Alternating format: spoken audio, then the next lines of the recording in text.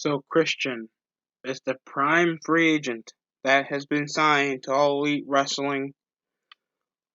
I'm trying to collect myself over already an underwhelming pay-per-view. It's many when people say it was decent. We're trying to be nice because we know that this is gonna barely last half a decade and all this other crap. Oh God, Christian, he has to go back over it to his indie name the only way because WWE does a smarter thing. They actually actually have to make their names profitable, and he has to go back to a crap indie name like Christian Cage facing off against Dorian the Destroyer in our backyard broken glass ring bash. That's what Christian sounds like. His name is terrible. If he wants, he could just spell it a different way. I think that would also hinder any sort of fee. I mean, fine, in his case of disrupting his contract. I just feel like it's completely garbage. He just back over to Christian Cage. I don't think he has any semblance of relevance into being signed to AEW. I want to be more immersed, but this is like out of his prime Christian that he's not going to be.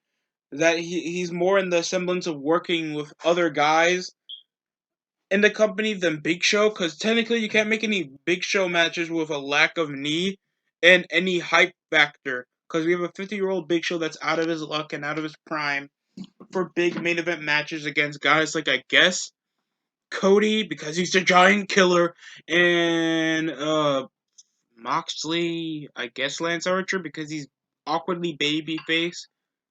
And I don't know, man. There's barely a hype factor. But a Christian, he can just have a match with anybody or be their manager. Thinks he's a more primordial talker.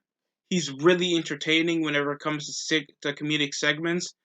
Oh God! If you close your eyes, you might. Or it's just a simple instrumental, because of course TNA has no interesting lyrics in any of the old TNA theme songs. Did, did, did, that. It's just screech.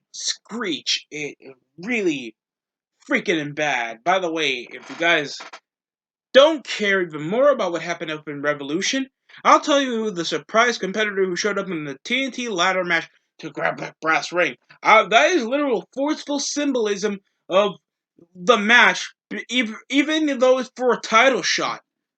Cody is that disemburst and that loss of his pride, and he's that bitter over what happened in WWE.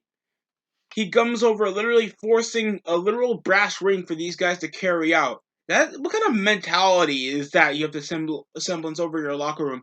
I don't know about you, but to me that sounds toxic.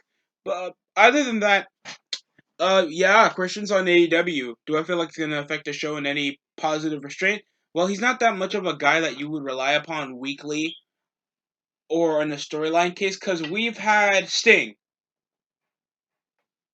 Taz, many factions over in the show, and it doesn't feel like there's a tone shift. There's an identity over to AEW. Then it's just wrestling and TNT. It doesn't feel like we have a major plot point. It doesn't feel like we have a storyline.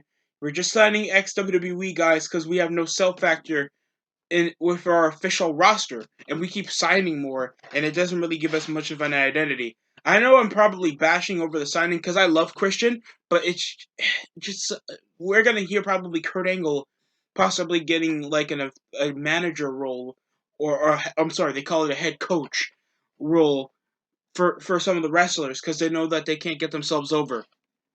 But that's just my opinion. Hopefully, it doesn't come to that.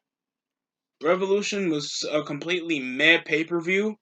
And I'll get more into that when you subscribe, and you'll get to see my review, my opinions, and any other content involving pro wrestling or sports. You can come over to the DST Network or the DST Show, whatever is your cup of tea. Thanks for watching. That's it for me. Hopefully you have a nice day.